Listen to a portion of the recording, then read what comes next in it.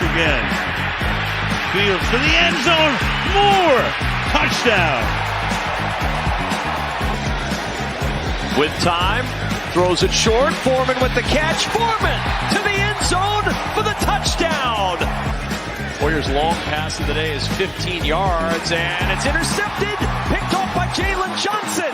Johnson untouched for the touchdown.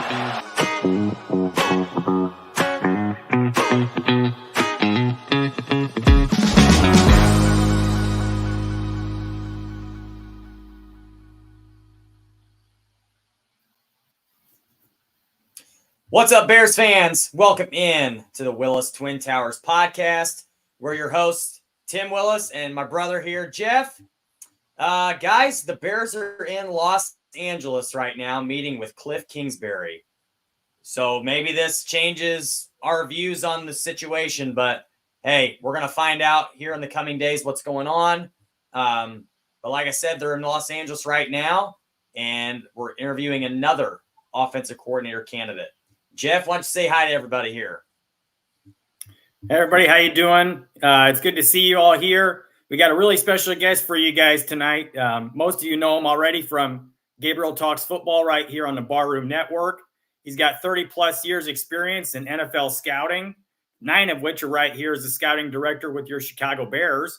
And he writes for Windy City Gridiron, as well as being on the board of advisors for the East-West Shrine game. Here he is, guys. As you know him, Greg Gabriel. Welcome on, Greg. Thanks for being here. Well, thanks for having me.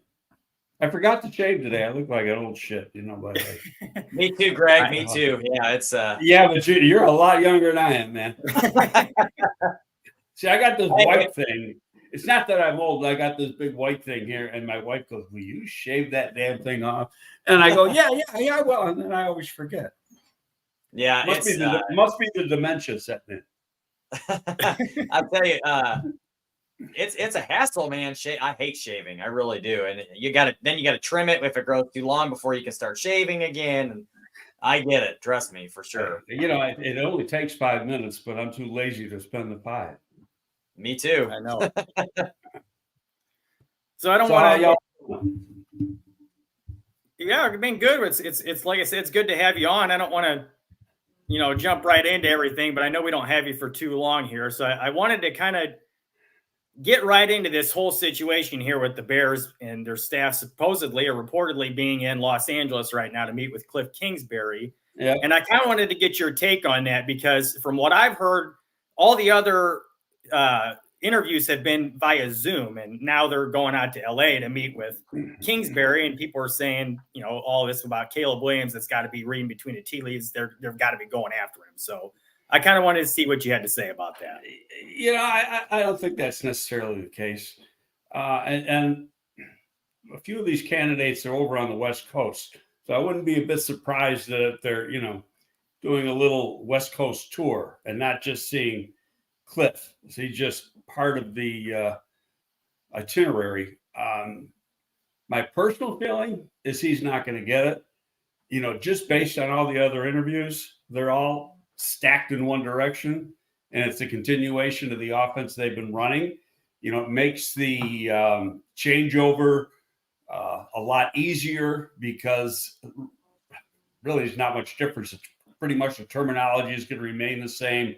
A lot of the stuff's going to remain the same. Obviously, implementation of the playbook will be different, and how the playbook is used will be different, but it's not like you're getting a whole new offense thrown at you. And I just think from the standpoint of transition, that makes a lot more sense. And you look at the names that they've talked to, those have all been very, very good, excellent names. I've worked with one, and that was Greg Olson.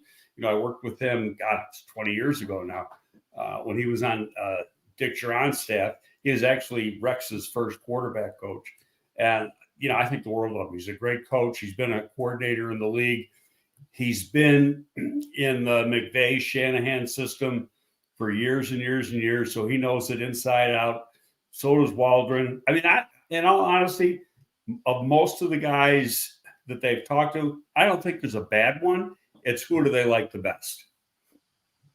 So that kind of walks me into a question too. So I'm of the same mindset. I don't think all of them are necessarily offensive coordinator candidates. It's to me, it looks like they're just interviewing to get an idea of, hey, we're also looking for position coaches here. And, Cliff Kingsbury, let's get some information on Caleb Williams.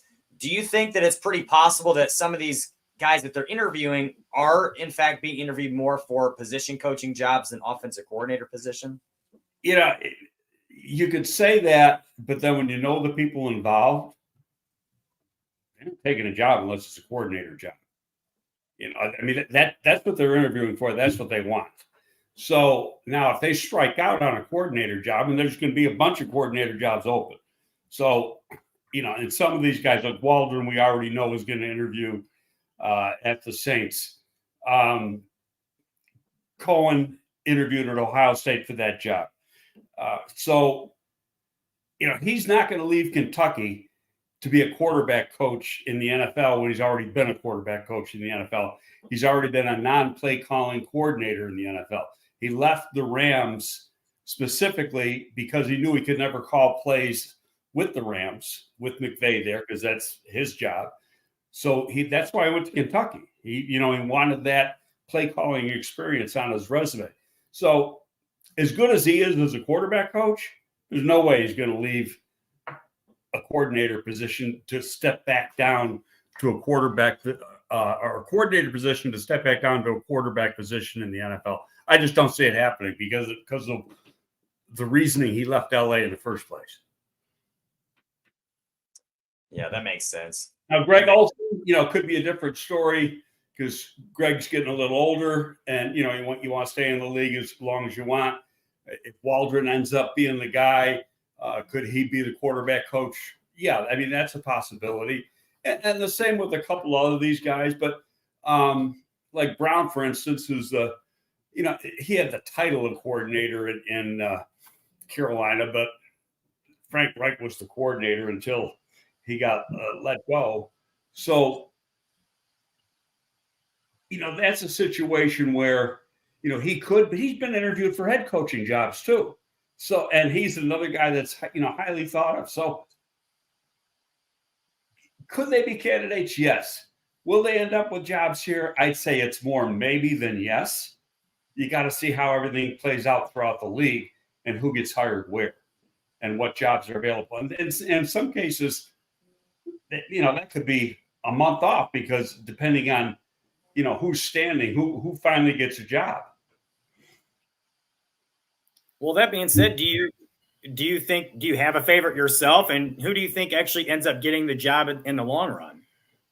Well, I think somebody from that tree gets the job for the reasons I already stated. Who, I don't know. And do I have a favorite? No.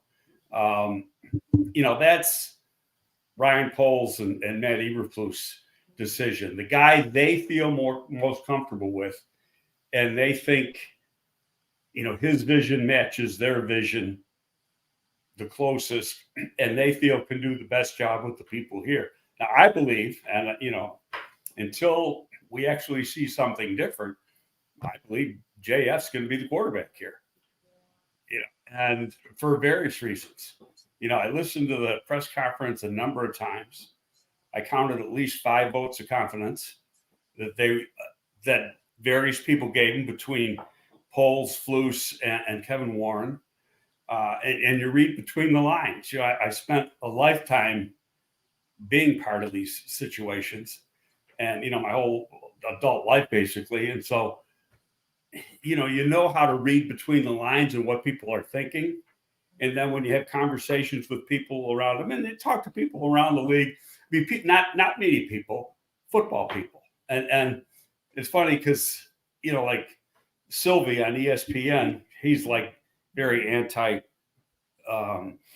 Fields and wants Caleb. But he's had guests the last few days. He had Brock Heward, whose brother's on the USC staff, and said, no, you got to go with Justin. And then he had Louis Riddick, who I worked with in Philly. Lewis is like, no, you got to go, Justin. You know, the Baldinger with the NFL Network, got to go, Justin. You know, the people know what the hell they're talking about are all saying the same thing. If you go with a rookie, and I don't want to hear this, well, Caleb Stroud had all the success in Houston. That's once in 20 years. Okay, that doesn't happen, or maybe once in every 15 years, but that seldom happens. You are setting yourself up to lose, and then you're also setting yourself up to potentially fire the head coach by doing that. So to me, it just doesn't make any sense.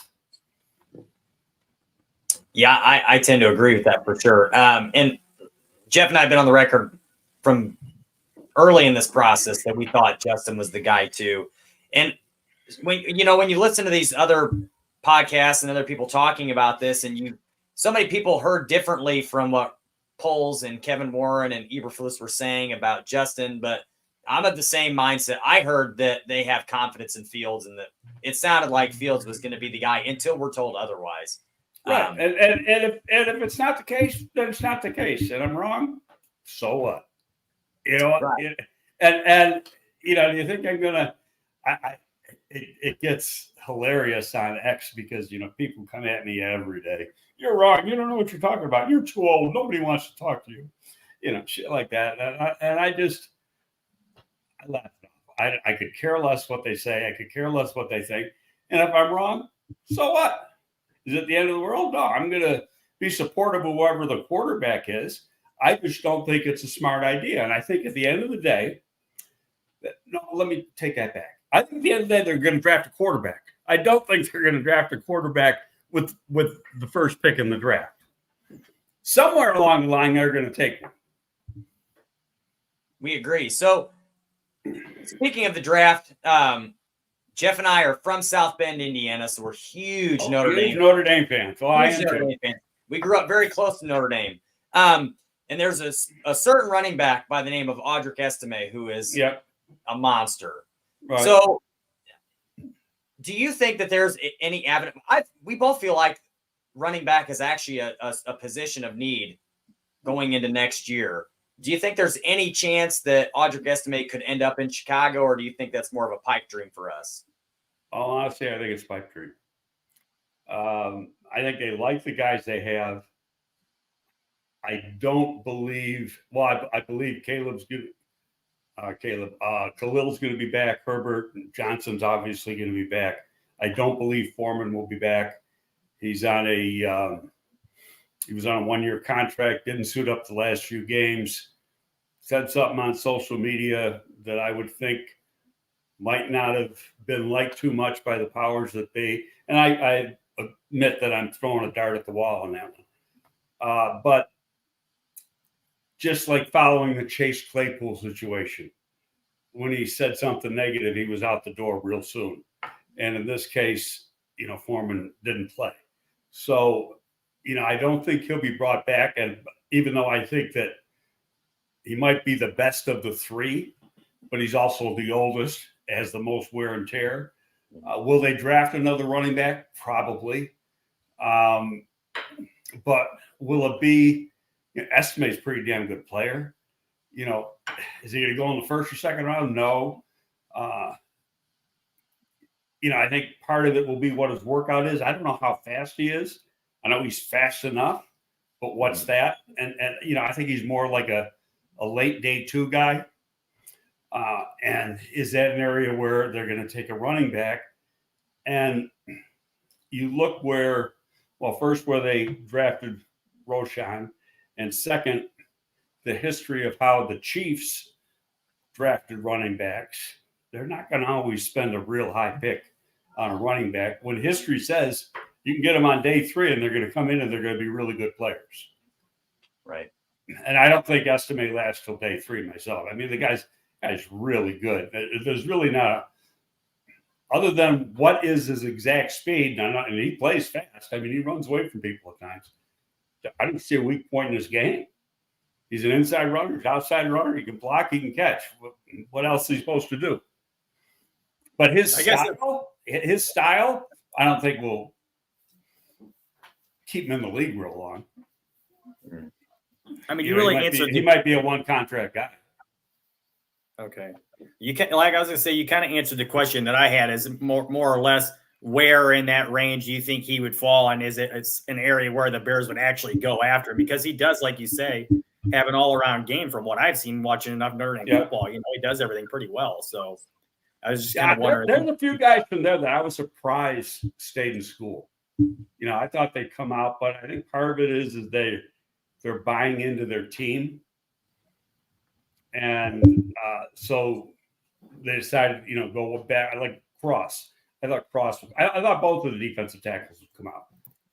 And, you know, Cross, because of his size, would probably be a day 3 guy, but the guy's a hell of a football player. And the other guy, I think he can play in any defense, and he's a starter. Now, he might not be a starter as a rookie, you know, be like Irvine, and that it'd be a, you know, rotational player. But he's a second year in the league. He's starting anywhere. Okay. Well, actually, go ahead, Tim. I was just one more quick question on Notre Dame players. He's only a sophomore, but Benjamin Morrison, have you gotten a chance to do any scouting on him? And I look at him as possibly like the next really, really good corner to come into the NFL.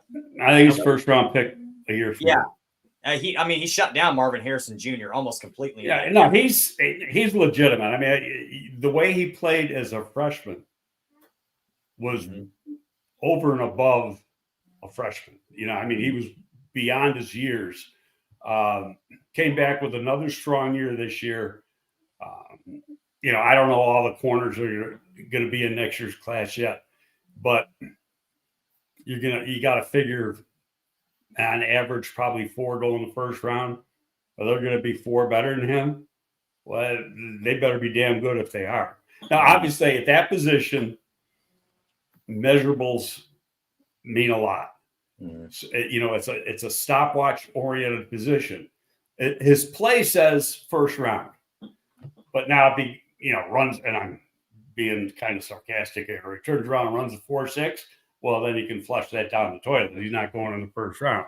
But, you know, he runs better than 4.5. I think unless something happens and he really falls off next year, I think he's a legit first round pick next year. Okay. The one more question about the draft I want to ask. I know you don't have a whole lot of time left here with us. So as far as like the Bears' biggest needs, and at least in my opinion, is I feel like it's wide receiver, edge, center, safety, and running back. I mean, would you agree with that? And what order would you put that in? And what kind of guys do you see here in the first round the Bears could be targeting with where they're at? Well, see, I'm always take one step at a time. And the first step we're getting to is free agency, not the draft. You know, yes, you're preparing for the draft. You're going to set your board. And by the way, you know, all these things like mock drafts are coming out, and people like buy into that. You know, no team even has a preliminary board set. They do that next month. Most teams, every team I've ever been with has set their first preliminary board, and they're very, very preliminary in February before you go to the combine. And then, you know, everything's very fluid until you get all the information. Coaches have a big say in the final grades. They're going to write reports, and the coach has got to buy into whoever you're going to take. You can never take a player that a coach doesn't want. It's just not going to work. So, and to take that back to the quarterback situation, the only way I see Justin not being here is if whoever they hire at coordinator says he can't do it. I'm sorry, I can't do it. I can't fix him. He's just, you follow what I'm saying? So if that's the case, then, you know, then we're all wrong. But part of me says, if in their mind they want to keep him, why would they hire somebody that doesn't want him? Unless it's unanimous across the board. You know, the 7 or 8 guys are all saying the same thing. I don't think he can play. I don't think I can fix him. So, and I just can't see that happening. There's too much raw talent there. My big thing with him is he hadn't been coached. He came into the league. He's been in the league 3 years and hadn't been coached yet. and you can go say, look at, I use Tua as an example. Everybody in the media, especially down in South Florida, before McDaniels coached today there, was ready to throw Tua out the door. He can't play, can't read, can't process, can't do this, can't throw deep, doesn't have a strong enough arm. Well, hell, McDaniels gets him, all of a sudden he's a pretty damn good player. Coaching does make a difference, especially at that position. So, the worst thing you'd want to see is shut the door on Justin, and then he goes somewhere else and becomes a hell of a football player. Mm-hmm. And I can just imagine what the media would be like then, because they do a reversal. Why the hell did they get rid of him? Because that's what they do. Yeah, that's what scares me, is that they're going to end up moving on and he's going to blossom somewhere else and it's going to come back to bite us in the ass. So, and it's entirely possible. It's happened before. It's going to happen again. Like I say, my instincts say he's going to be here. And until something tells me totally different, that's where I'm going. Well, and my first thought, too, when I think about it is, one of the first guys that they requested an interview with, Shane Waldron, people had already given up on Geno Smith. And he turned it around completely. Geno Smith was a bust. Yes. Okay. And in fact, when I was working for Philly, and it was just 1 year, it was Andy Reid's last year. And we brought him in. Now, I was not there. I was on the road. I wasn't in the office, but I heard all about it. And he was real nonchalant in the interview. Now, Chip Kelly was the head coach. It was, he replaced Andy. And so it's his first year as actually it's his first draft or anything. It's the first 6 weeks as a head coach, really, when they're bringing all these guys in. And they bring him in, and he doesn't even look Kelly in the eye. And he's literally doing this. They're sitting in the office, and he's got his phone, and he's looking down at his iPhone while he's being interviewed by Kelly. Wow. And it was like, I'm sorry, you're not the guy. And a lot of people thought he was going to be a first. He ended up going in the second. He was a bust. Couldn't get anything done. And all of a sudden, Waldron gets a hold of him, and he got a different ball player who's played pretty damn good. Mm-hmm. So, I don't want to hear that a certain player can't do this and a certain player can't do that, because, I've had people that are pretty damn good quarterback coaches and know what the hell they're doing as far as teaching quarterbacks tell me, you can fix his problems, though a lot of it has to do, he's too damn slow setting up. And why would that, and he got real emphatic about it. He goes, why they didn't fix it is beyond me. It's like so simple. Yeah, well, that's what I've been hearing too. Go ahead, Tim. Well, I was just going to say, you want to talk about traits and ability. Like Justin Fields blows Geno Smith out of the water, in my opinion. Oh, yeah. Justin Smith, if you compare, everybody's on the CJ Stroud bandwagon ready to annoy him, correct? Okay, now compare CJ's career at Ohio State versus Justin's. They ain't even in the same ballpark. Justin was way ahead on everything he did. So what happened? Justin got them to big games and won big games, lost in a national championship. And CJ got his ass kicked by Michigan 2 years in a row. Justin owned Michigan. Justin owned Trevor Lawrence in a game where he had broken ribs and a bruised back in a college football playoff semifinal game. So what happened to that player we saw then that's, sitting down at 1920 Bears Drive right now, that's not quite exactly what we thought he was going to be? Is it all on him? Well, they didn't fire him, but they did fire the guy who was coaching him. Yeah. And I think that has a lot to do. I think that has a lot to do with it. Yeah. Tim and I have been on the pod for like months now. Certainly about half the season been calling for Getsy's head, and luckily it did happen. But do you have time for one more question from us here, Gabriel? Absolutely. One more question. it's a non-football question I wanted to ask you about. So I noticed a few times you've reposted a handful of like videos of different guitarists playing live and stuff like that. And Yeah. I got my Rush shirt on today. I was just wondering, do you have any personal favorite guitarists or drummers or anything like that, or bands even? No, guitarists. Because I do play, but I can't play even as good as I could play like 3 years ago because I got arthritis in my fingers now. And so there's just stuff I can't do. Like chording is hard for me now, where, it was real simple. So, but yeah, my favorites, now you might not even heard of it. A lot of these guys are dead. A lot of blues guys, Rory Gallagher, Gary Moore, obviously Clapton, Gallagher and Gary Moore are deceased.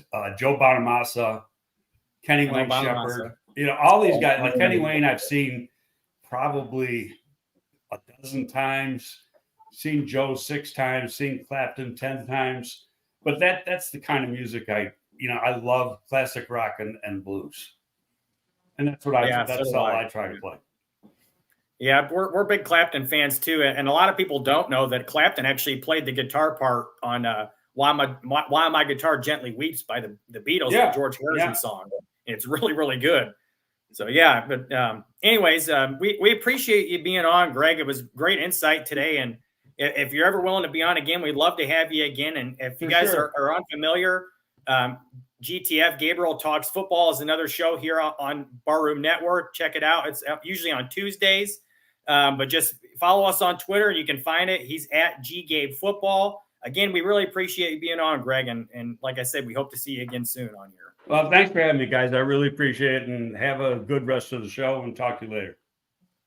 Thanks again, Greg. Appreciate it. Wow, man. Really, really good stuff there. Like, there's never a shortage of good information you get from Greg when you hear him talk, and just as sharp of a football mind as you're going to find.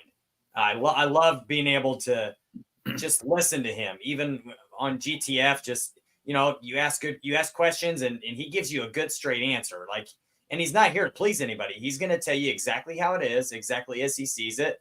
And he's got, so many years in the business, 20, 30 odd years in the business. So, if you want good, honest evaluation on things, like, Greg's going to give it to you. And I love listening to that, especially, somebody made a comment on here that said, I love hearing football guys talk football. And I'm the exact same way. I love it. I love hearing it. And it helps me do this as well, because it gives me, things to look at, different viewpoints and ways to dissect information. I really appreciate Greg coming on.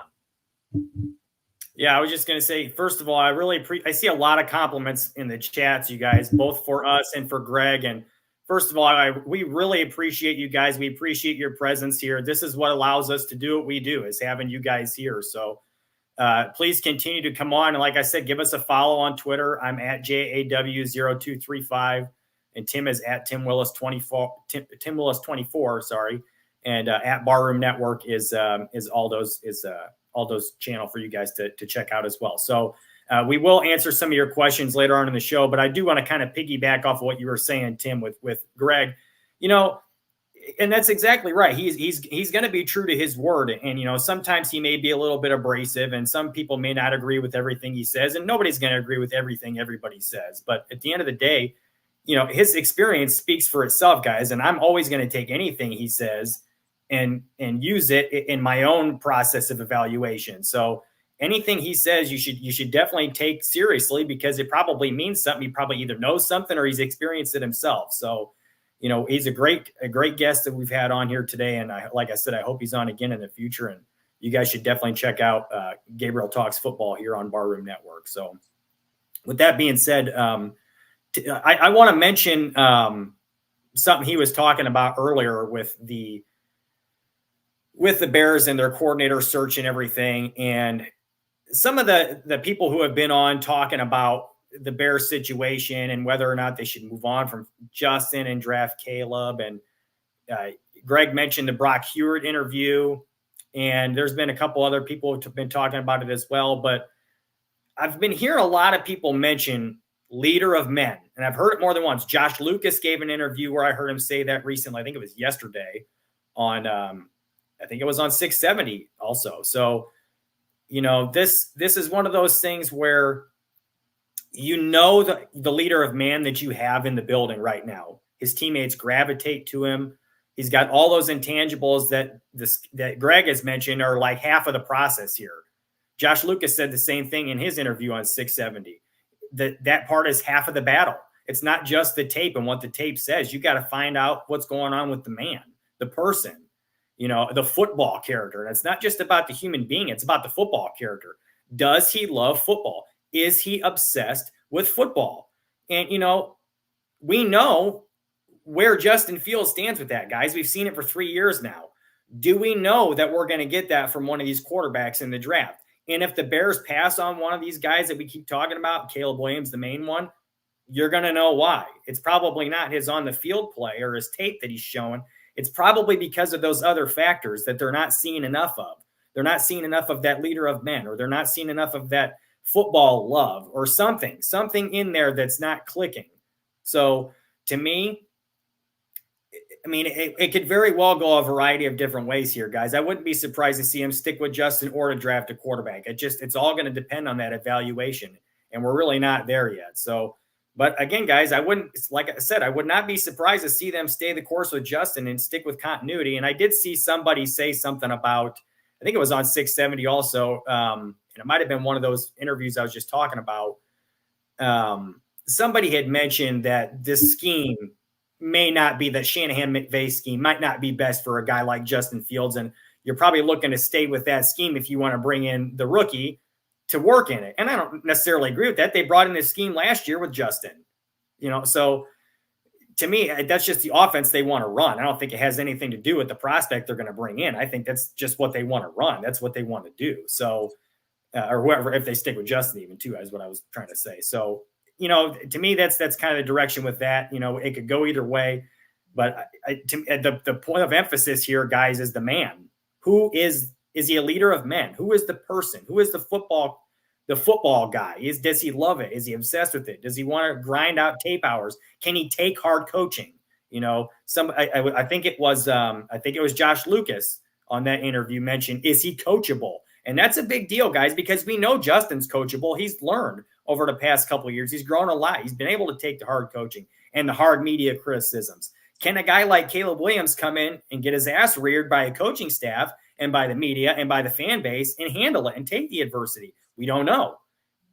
They're going to try to find out. They're going to dig and do extensive research. So whatever they decide, I personally am going to have faith in it and ride with it, because that's what the Bears have done. And I'm going to have faith that it's going to work out for the next, 3, 4 years, 5 years, or however long, it goes. Hopefully it works out for longer than that, whichever decision they run with. So I don't know if you have a perspective on that, Tim, that you want to share, if you want to get into a different subject. But like I said, guys, the point of emphasis that I want to make with this here is the leader of men, the football character. It is such an important thing. It's so much more than just the tape. That's another part of it. They're like really probably half and half from what I've heard from the other scouts that I've heard talk about it. Well, I do want to move on to something else as well, but I will make a point to this as well. As far as football character and how he loves football and the way he puts the time and the work and the effort and how he's able to take coaching, Justin Fields is elite. You want to talk about an elite trait? That is his. Even after all that he was gone through with coaching and from the media and everything else, he still stood there, took questions the right way. He never ignored a question. He always answered it. He may not have given an answer that they wanted to hear, but he answered every question. He stood up there, even when you could tell he was annoyed and frustrated, especially with the way things were going, but he still found a way to stay there and took his questions. He never sat there and skipped out on his media sessions, which we've seen from Caleb already, at least after one game. And those are things you can't do in the NFL. Do I know that there's not some reason for that? No, I'm not going to judge him or question him based on that alone.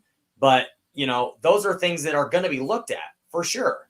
And when you look at Justin and you look at the body of work and all of those things together, I just would see it being very hard pressed to move on from him just because of what you have already seen from him. So I was going to move on. There was a question Cliff put on here, and he was asking both of us, do we think the Bears trade down to, I think 3 is what he said, and take Marvin Harrison Jr. and then take Rome Odunze as well at number 9? To answer the question, I would say that's pretty unrealistic. Not because I don't think they could trade down to 3 and MHJ would be there, and Odunze could very likely be there at 9. I just don't see an avenue where they take 2 wide receivers in the first round. For one, then they're both on the same rookie deal, and if they both pan out, now you got to pay both of them. For one, 2, there's so many other needs still, especially on the defensive line, especially edge. There's so many other places they could go with that. I just don't see them taking 2 of the same player in the first round. I could see them taking, 2 defensive linemen, maybe an edge and a tackle, but not 2 wide receivers, or even a tight end like Brock Bowers, who a lot of people think is a possibility that the Bears could take Bowers and a wide receiver. I just don't see that happening. But yeah, I just don't. I don't see that as an actual avenue, Jeff. I don't know if you think the same thing, but I don't see 2 wide receivers in the first round. No, I mean, I could very well see them taking one of those 2 guys with one of those picks, either moving down to 3 and taking Harrison. I could see them using their own pick at 9 and taking a Dunes. I could see them moving down from 1 to wherever they go around 7, 8, 9 and taking a Dunes, because I do think he's going to go top 10. But I think it's going to be one of those 2 guys possibly, but I don't think it'll be both. I do think that Marvin Harrison is one of those receiver prospects that you don't get very often. And I know we've heard the word generational thrown around a lot with Caleb Williams, but if there is a generational receiver prospect in this draft that we have, if there is a generational prospect in general, it's probably Marvin Harrison, because we haven't seen a receiver like him since at least Jamar Chase a few years ago, 3-4 years ago now. So, and Jamar Chase, I mean, there's people saying he's better than Chase even was as a prospect. So that's saying something. That being said, I do love Marvin Harrison. I would love to see them go that direction if they can move down. But it's kind of hard to dictate to move down. Well, we want to move down just 2 spots so we can make sure we get him, and then, move on from there kind of thing. Because first of all, there's got to be another team that's willing to oblige. New England has to say, all right, we want to come up from 3 to number 1, and we're willing to do this, that, and the other thing. And then on top of that, Washington has to decide, well, I like Drake May, and I'm willing to take him because I like him as well enough to be our quarterback, or Jaden Daniels or whoever. And I don't want that receiver that's lurking around in Marvin Harrison Jr., which I tend to think they wouldn't go after him myself, Washington, that is, but you never know. So I think that's a lot of like ifs and ands. I do think there's a possibility that they're going to move down and take a receiver, but I think they're going to be targeting edge up at the top there with that other pick, if they're going in another direction there other than receiver. And I just because there's such a big need there. And personally, one of my favorites in this draft class is Dallas Turner from Alabama. And I think he very well could go top 10. He's just got traits that I feel like the Bears are going to fall in love with. I mean, he's only really had the 1 year as a starter because he's behind Will Anderson. But I mean, this guy, well, he might have 2 years as a starter, but he's really only had 1 year as like a big impact guy because of Will Anderson. But this guy, like I said, has the traits, and I think he's going to be an excellent player, and he's only going to get better. So I really like him a lot. If you guys haven't seen him play at all or looked at him at all, Dallas Turner from Alabama, I think is going to be a very serious, very possible target for the Bears at the top of the draft there in the top 10, personally. Well, I just got one more point on that too. And I understand Cliff's thought here that, get 2 wide receivers and, because in 2 years, DJ's gone. And I don't disagree that they very well could draft 2 wide receivers. Take another one later. In the first round. Exactly. You can find really, really good wide receivers later in the draft. How many second-round picks have we seen have a ton of success? You're talking Deebo Samuel, A.J. Brown, DK Metcalf. You're talking 4th, 5th, 6th round guys like Stephon Diggs, maybe the best receiver in all of football. Found him in the 4th, I believe the 5th round. You can still find a guy there. It doesn't mean that they're not going to take 2 wide receivers. I just don't see it in the first round. But I do agree, it's gonna. I would almost assume it has to be edge.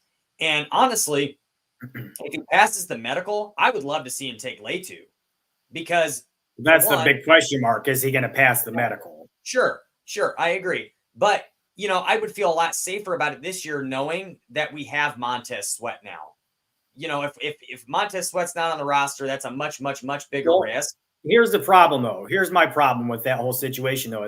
And look, I think Latu is really good. I think he's fantastic, and he's probably the best edge prospect in the whole draft. But here's the problem with the whole thing. The Bears have shown up to this point to be pretty much play it safe types in the draft because they have a young and impressionable team. And right now they need guys who are going to come in and make an impact. If you're going to use a top 10 pick on an edge rusher, you want a guy that is going to come in and be productive and be healthy, or at least have the best chance to be healthy.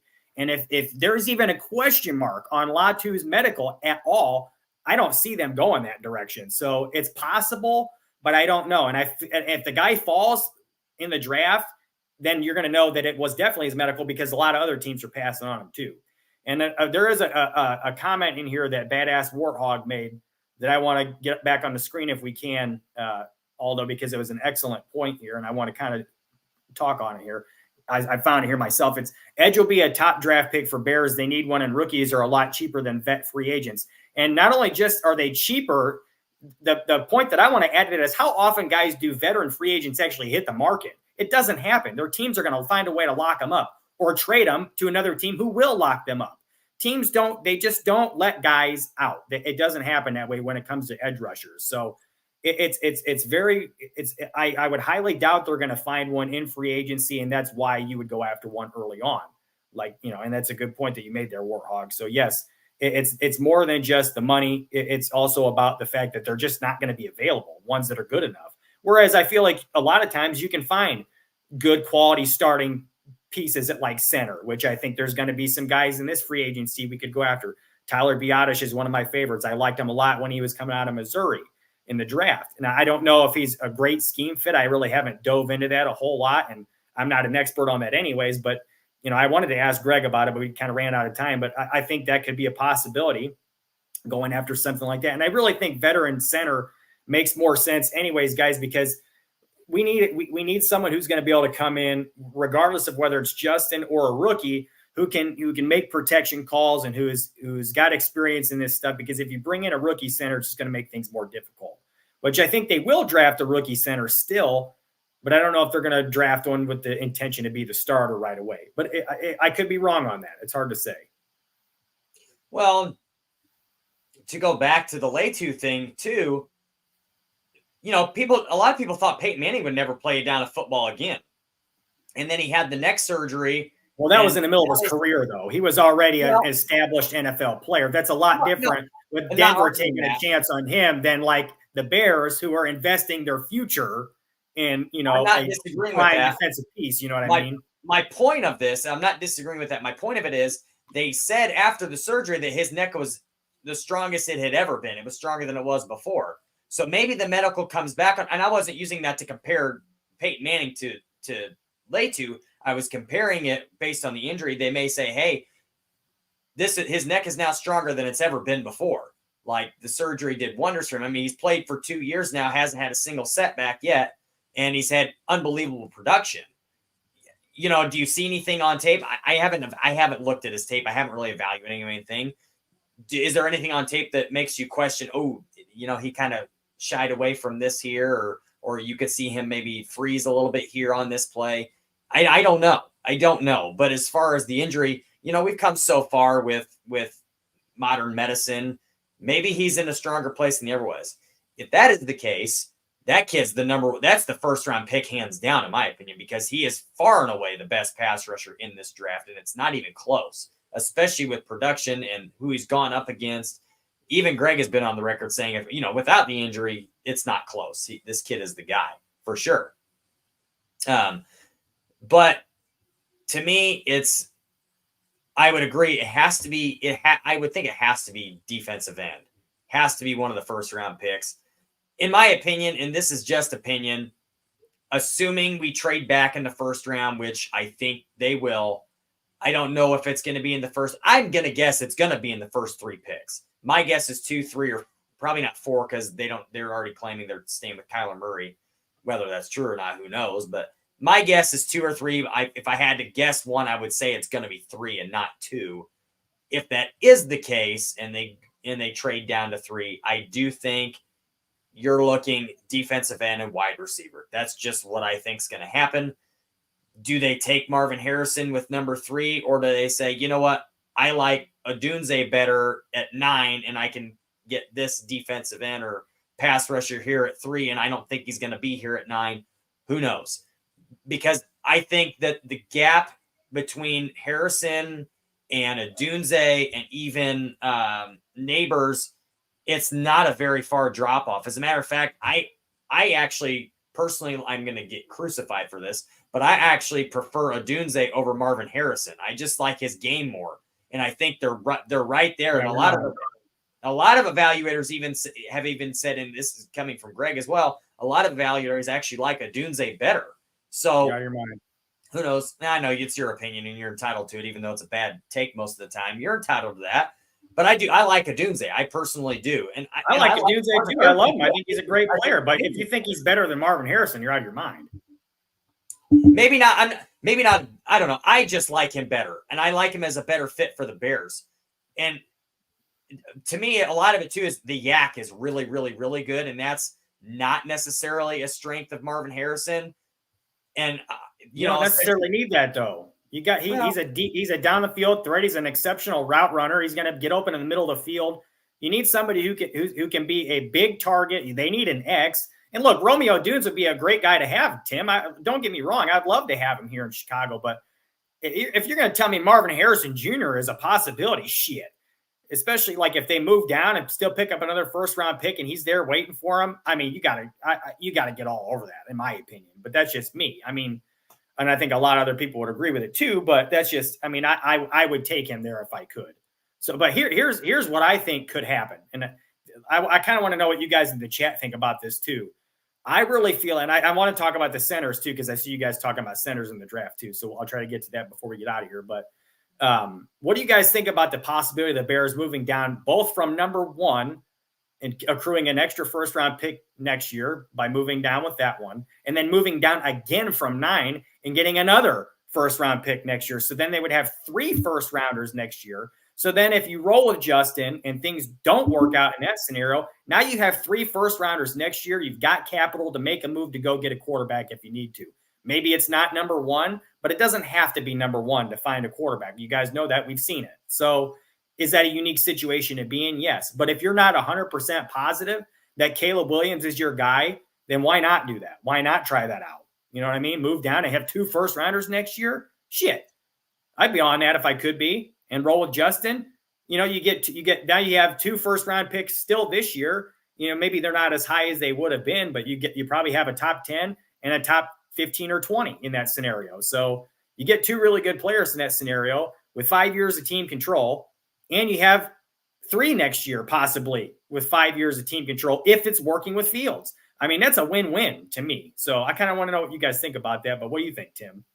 I think, me personally, if they take MHJ number 3, they're gonna trade down again at 9. And the reason I say that is somebody just put on here, I think it was Swift, he said those 3 receivers are all going to go in the top 8. I 100% agree. They very well could. Top 8. And if they do, now you can move back from 9 because now you've gotten your wide receiver, and you know at least 2 more of those picks are going to be receiver. And I think they could move down again and still pick up somebody that they like, similar to what they did this year with Darnell Wright. I really do, because I think they can get a pass rusher even later in the first round, or say they like Newton from Illinois at 3 technique. They could very well trade him later in the first round, because I don't think he's going to go in the top 10, but I think he's probably going to go in the top 20. They could very easily trade back down and pick up even more assets. I think they're going to try to do a lot of moving, especially to try to pick up another number 2, because since they don't have one this year. I really think that that's a priority. Well, I think trying to get a 2 is going to be a given. I think moving down to accrue a 2 is pretty much a given. But I was just kind of wondering if everybody thinks that it's a possibility they could move down twice with both those picks and get 2 more first-rounders next year, if they think that would be a possibility. Now, obviously, you have to have a suitor who's willing to make that trade with you. But I mean, it always happens. There's always guys in the draft that are falling, and some teams like, hey, I want that guy for my team, and they make the call. So it could happen, maybe they do that. And have we ever even considered a scenario where the Bears could have 3 first-round picks in a year ever? I mean, it's a possibility, guys, if they do that. So, I mean, it would be fantastic in my opinion. So maybe that happens. Maybe it doesn't. It's just a scenario that's possible that hasn't really been talked about a whole lot. And I just kind of wanted to get you guys' opinions on it. But I got a question for you or the chat. Dan. Sure. I have a question for you or the chat. Does anybody know, is there a team this year that has multiple first-round picks this year? Anybody know? Because that would be a possibility. They could maybe move up and give us 2 of their first-round picks this year for the quarterback at 1, maybe. I wasn't sure if there wasn't a team or 2 if there's not. There's probably Cardinals. somebody. Yeah. Aldo's right. Cardinals, I forgot they moved down last year in that trade scenario. But then they moved back up, didn't they, to get Paris Johnson? So I didn't realize they still had the extra 1, but that makes sense. But anyways, I agree, guys. I think I do think that Mark. I mean, as far as the receivers, it's going to come down to personal preference for teams between Odunze and Neighbors, in my opinion, and whether they need an X or whether they need a Z receiver or something like that. But in my opinion, there's a graphic on the screen here, guys, of all the first round picks, so we can see if anybody's got more than 1. And Arizona's been mentioned as 1. Coleman's going to go in the first round too. I think Coleman there's very well could. I mean, there's a lot of talk about him in the first round this year. Very possible. But so, anyways, guys, I want to move on a little bit because we don't have a ton of time left on the show. And before you do, I want to ask you something really quick, and it's my opinion on this. I think the whole Kyler Murray thing is smoke and mirrors. I don't know for sure that they do want to keep Kyler, and they've got 2 first picks. They have the ability to move up. It's possible. I mean, look, it's possible that they could. I mean, that the new GM might want his own quarterback. I mean, he's kind of in a position to do it, having 2 first-round picks. But that being said, I mean, Kyler Murray basically single-handedly won him a couple games this year, and they all, like Swifty says here, he's got a great point. They owe him a ton of money. I mean, they just signed to a massive contract. 2 years ago? There are a lot of nobody's going to trade for that contract, Tim. Nobody. So, at least in my opinion. So I just don't see that. I feel like maybe in a year or 2, as they continue to accrue capital and get better, maybe they go receiver or quarterback in that scenario. But I don't see him taking that right now. And I agree with Cliff. I think they're going to go receiver, as the Arizona podcasts are saying, I guess. So I think they go receiver, and that's kind of why I'm a little worried about where we're at as far as Odunze and Harrison, because like I've mentioned before, I love Neighbors as much as the next guy like you guys, but the Bears need an X. They need a big, tall receiver who can play on the boundary, and they don't really have that right now. It's what they wanted Claypool for, and he was a massive bust. So, that being said, we got like 5 minutes left here, guys. So I'm sure there's a few questions here in the chat that we haven't gotten to. So let's see if we can go ahead and get to some of those. But it was a great talk tonight about the draft, guys. I want to get back into that some more next week. Go ahead with the questions. You want me to answer it? Or yeah, go ahead. Go ahead. This one. Joe Treviso is asking, could the press conference be smoke screens? In some ways, I think it could be, yes. But when they were talking about Justin, it was definitely genuine. And I'm this is just me reading between the lines. It seemed genuine, especially the way they talked about him. And Jeff mentioned this on the show last week, and I'm in total agreement on it. They didn't have to say anything about Justin. They could have just said, we have an option here at number 1 to go quarterback, and there's a bunch of different options on the table, and Justin is definitely one of those options, and that's all they had to say. But they didn't. And when you hear from all 3, Poles, Flus, and Kevin Warren, and they all say the same kind of thing, and they all have confidence in Justin, to me, that's not a smokescreen. To me, they genuinely feel that way about this guy. And how many times do we hear them, especially Ryan Poles, mentioning character and love of football and all of those different things? And that's the epitome of what Justin Fields is. To me, that's not something to be taken lightly. That's something that that's important to them. And it's obvious. I mean, they passed up on Jalen Carter this year because of that. So to me, I don't think it's smokescreen. I think that's how they legitimately feel about him. Well, just a quick point to add on to that on that question. The one thing I'll say about smoke screens with the press conferences, guys, for the most part, Ryan Poles has been pretty honest in his press conferences. The things that he said have come to fruition for the most part. Well, and he like actually Tim just answered said, more questions than I would expect him to answer. Yes, and it's like I said last week on the pod, as Tim was referring to just now. He didn't have to say that, Fields has grown a bunch and he sees him as being a possibility as being the starter next year, that he can be the starter going forward. He didn't have to say that. He could have just said, well, he's a possibility and we got a lot of possibilities. We're not sure what we're going to do yet. But they didn't say that, So again, could it be a smoke screen? There's some of it that I'm sure is, but like things like that, when you say things like that, that's not a smoke screen. That's honesty, in my opinion. So take that for what it's worth. I saw another question come up on here a minute ago. And so Cliff wants to know, would Atlanta give up their first for Justin? Would they give up a first for him? Tough to say, because they're going to have a new head coach coming in, and I don't think he's going to want to give up a first-round pick for anything. But then again, that being said, it's Bill Belichick, and he's been hurting for a quarterback for a while. So would he be interested in doing that? Possibly. Somebody might. But Atlanta's got a really high first-round pick, so I don't see that happening. Moving on, from 8th, I think they pick or something. I don't see that, no. Maybe if they were able to move down in the draft or something and pick up another first-rounder, and the Bears after that point had already drafted a quarterback like Caleb, then maybe a scenario like that takes place. But that's a lot of ifs going on. So, a first, probably not, especially because of what first-round pick that they have. Well, I want to comment on that because is it official? Is Belichick officially the coach in Atlanta, or is that nobody's getting another interview? Well, I knew that. Well, regardless, assuming he does get that job, I could very well see them trading the first-round pick for that because let's face reality, Bill Belichick's going to be a stopgap wherever he goes. He's got a few years left, not much longer. Is he really going to want to bring in a rookie quarterback somewhere and, try to develop another guy? Or is he going to want to bring in a guy like Justin Fields, who has been in the NFL and has experience and, just needs a little bit of good coaching to really unlock that potential? I could 100% see Belichick. Okay. So Warthog's got a point that I was just going to piggyback off of before we get to our last question.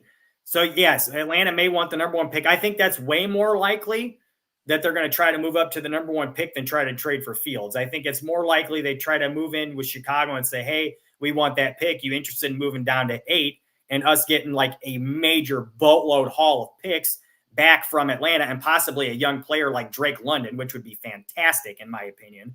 Doing something like that, I think, is far more likely than trying to trade for Justin Fields. I think they're more likely to move up to 1, but I don't know if they're going to want to part with one of their young, good players, but you might get a lot of draft picks out of them though. So I could see something like that possibly happening. So last question before we get out of here.